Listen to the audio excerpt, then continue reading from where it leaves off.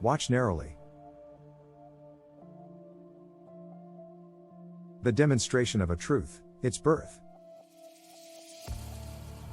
And you trace back the effluence to its spring and source within us. Browning. More is the treasure of law than gems, sweeter than comet's sweetness.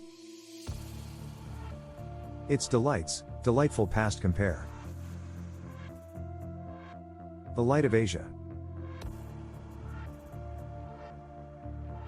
Walking those byways which I have so far pointed out, resting in their beauty and drinking in their blessedness, the pilgrim along life's broad highway will in due time come to one wherein his last burden will fall from him, where all his weariness will pass away, where he will drink of light-hearted liberty, and rest in perpetual peace.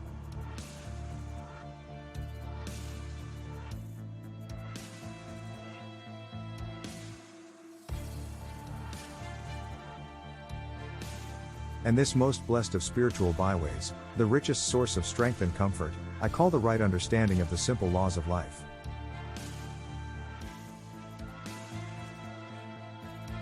He who comes to it leaves behind him all lack and longing, all doubt and perplexity, all sorrow and uncertainty. He lives in the fullness of satisfaction, in light and knowledge, in gladness and surety.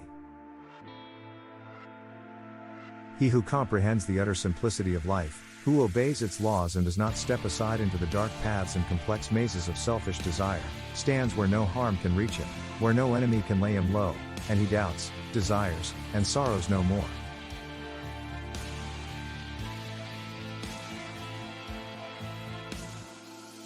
Doubt ends where reality begins, painful desire ceases where the fullness of joy is perpetual and complete, and when the unfailing and eternal good is realized, what room is there for sorrow?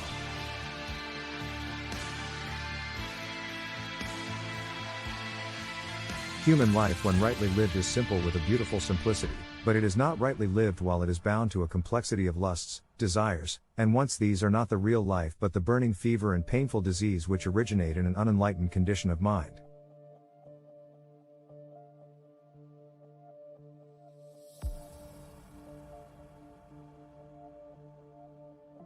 The curtailing of one's desires is the beginning of wisdom, their entire mastery its consummation.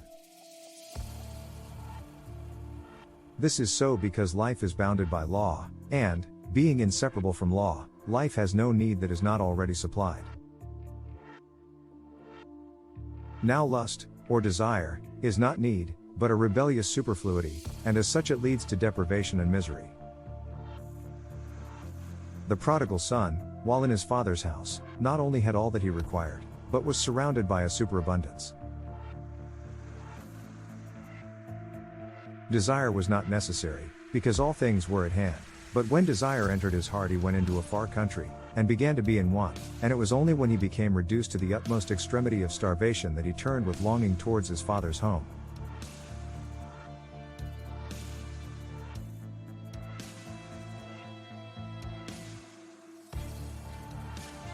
This parable is symbolical of the evolution of the individual and the race. Man has come into such a complexity of cravings that he lives in continual discontent, dissatisfaction, want, and pain, and his only cure lies in a return to the Father's home, that is, to actual living or being as distinguished.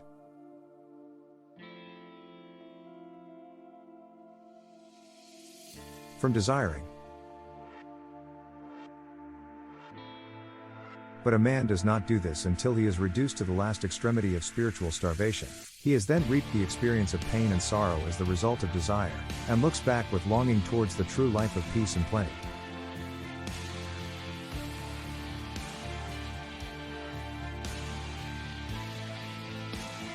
And so he turns round, and begins his toilsome journey back towards his home, towards that rich life of simple being wherein is emancipation from the fever and hunger of desire, and this longing for the true life, for truth, reality, should not be confounded with desire, it is aspiration.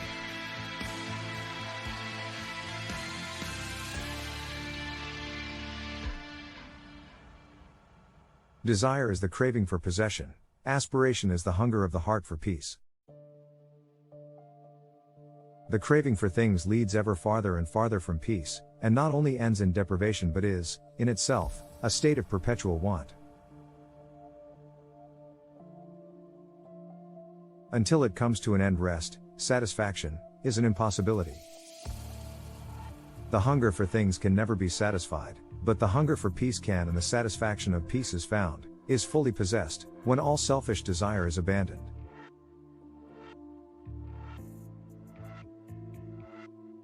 Then there is fullness of joy, abounding plenty, and rich and complete blessedness.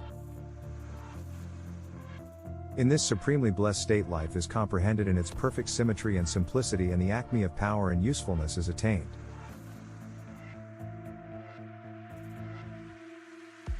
Then even the hunger for peace ceases, for peace becomes the normal condition, is fully possessed, constant and never varying. Men, immersed in desire, ignorantly imagine that the conquest of desire leads to inactivity, loss of power, and lifelessness. Instead, it leads to highly concentrated activity, to the full employment of power, and to a life so rich, so glorious, and so abundantly blessed as to be incomprehensible to those who hunger for pleasures and possessions.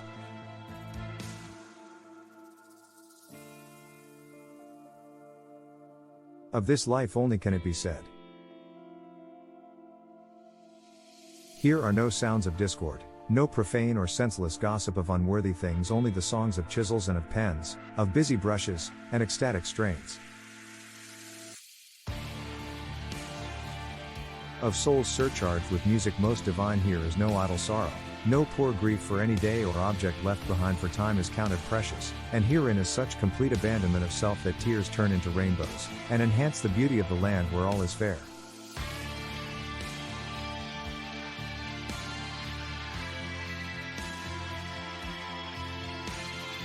When a man is rescued from selfish desire, his mind is unencumbered, and he is free to work for humanity. No longer racing after those gratifications which leave him hungry still, all his powers are at his immediate command.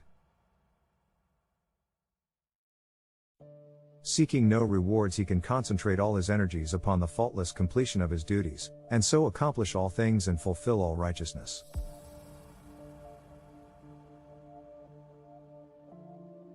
The fully enlightened and fully blessed man is not prompted to action by desire, but works from knowledge.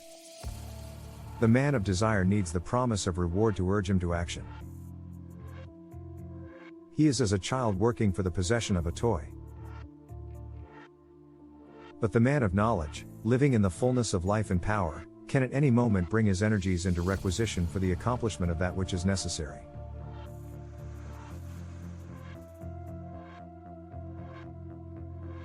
He is, spiritually, a full-grown man.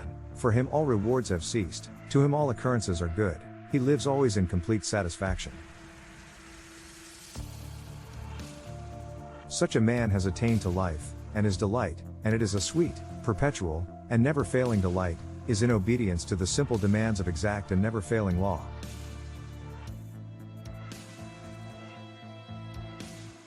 But this life of supreme blessedness is an end, and the pilgrim who is striving towards it, the prodigal returning to it, must travel thither, and employ means to get there.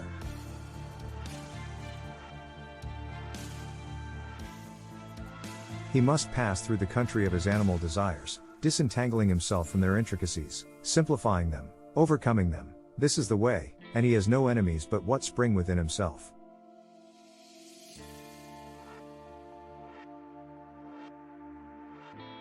At first the way seems hard because, blinded by desire, he does not perceive the simple structure of life, and its laws are hidden from him. But as he becomes more simple in his mind, the direct laws of life become unfolded to his spiritual perception, and at once the point is reached where these laws begin to be understood and obeyed. Then the way becomes plain and easy, there is no more uncertainty and darkness, but all is seen in the clear light of knowledge.